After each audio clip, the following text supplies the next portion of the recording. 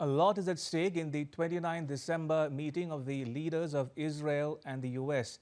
It is likely to determine the future of Gaza. On the agenda are a host of items including ceasefire, reconstruction and an international stabilization force. Aman Kumar Himanshu delves into the optics and outcomes of the Trump-Netanyahu talks.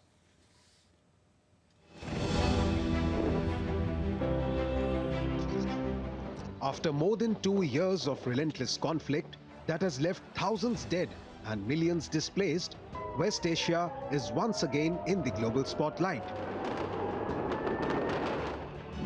Israel's Prime Minister Benjamin Netanyahu's 29th December meeting with US President Donald Trump in the US state of Florida is their 6th meeting and the 5th time they are meeting in the US this year. The start of the second phase of a US-sponsored ceasefire plan for Gaza is a focus of their talks. We discussed, of course, how to bring an end to the Hamas rule in Gaza, because that's an essential part of ensuring a different future for Gaza and a different future for us facing Gaza. We finished the first part, as you know, phase 1. We're almost there. We have one more hostage, deceased, Hani Gvili, a hero of Israel, to return here.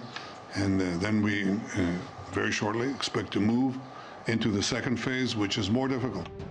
It has been 2 months since Trump and other world leaders signed his 20-point plan for Gaza, and 1 month since the plan was endorsed by the UN Security Council resolution. Phase 1 may not have gone completely as expected, but it still led to the release of all living hostages, a ceasefire, a surge in humanitarian assistance, the release of Palestinian prisoners, and Israeli military withdrawals from large parts of Gaza. Phase 2 of the plan outlines post-war security and governance arrangements, from disarming the Hamas and destroying the rest of its tunnel networks to securing further Israeli withdrawals and reconstruction. The problem is the sequence, according to an opinion piece published by the Jerusalem Post. The Americans want to start with reconstruction. The mediating states, Egypt, Qatar and Turkey, demand IDF withdrawals in parallel. Israel's supreme interest is to oppose both of these before Hamas is disarmed. Tali Gwili, the mother of Ran Gwili, the last fallen hostage, joins Netanyahu on his US visit. So Israel may not move to the next stage of the Gaza plan with Hamas until her son is returned. For its part, a Hamas representative says that the second phase of the Gaza ceasefire must come with clear guarantees and specific commitments. Also, on the agenda of the Trump-Netanyahu talks is the setting up of an international stabilization force for Gaza. The US has had trouble putting such a force together. It wants Turkey to be a part of it, but it is a major point of disagreement with Israel. Israel has approved plans for 19 new Jewish settlements in the occupied West Bank, a move that is drawing sharp criticism around the world. The decision is a part of a wider push by the Israeli government to expand construction in the occupied territories. Critics say that the steps will further undermine the chances of a future Palestinian state. The reaction was swift. 14 countries issued a joint statement on 24th December condemning Israel's decision. They warned that building new settlements in the occupied West Bank violates international law and risks further inflaming tensions in an already fragile region. According to the Times of Israel newspaper, the US is keen to officially announce the creation of the Board of Peace, an international body responsible for Gaza's administration. Chaired by Trump, the body will establish an interim executive committee to appoint Palestinian technocrats to manage the territory.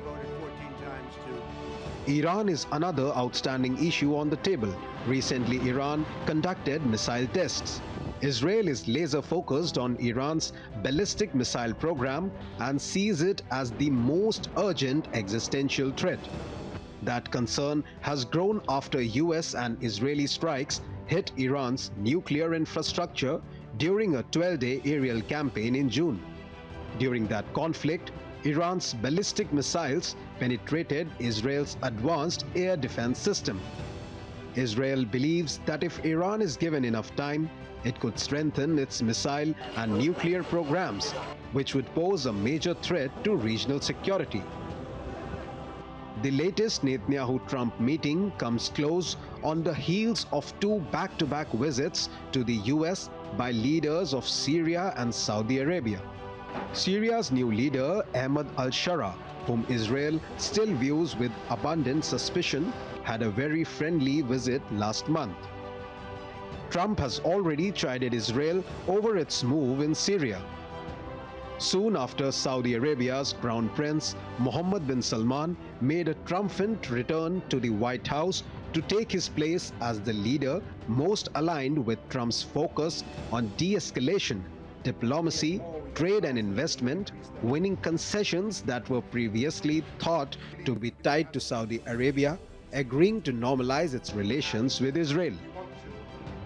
Aman Kumar Himanshu for DD India.